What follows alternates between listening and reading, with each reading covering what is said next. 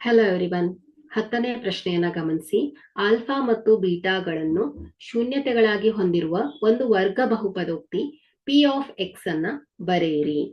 So ಇಲ್ಲಿ alpha, so ಎರಡು ಶೂನ್ಯತೆಗಳು alpha ಮತ್ತು beta.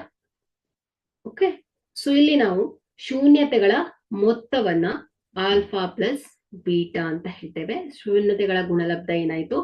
Alpha into beta. So ಇಲ್ಲಿ ಅಗತ್ಯವಿರುವಂತಹ ವರ್ಗ ಬಹುಪದೋಕ್ತಿ ಏನ್ ಹೇಳಿ? P of X is equal to X square minus X into ಶೂನ್ಯತೆಗಳ ಮೊತ್ತ ಆಲ್ಫಾ ಪ್ಲಸ್ ಬೀಟಾ ಪ್ಲಸ್ ಶೂನ್ಯತೆಗಳ ಗುಣಲಬ್ಧ alpha into beta. Okay, so ಇದೇನಾಗುತ್ತೆ ಹೇಳಿ?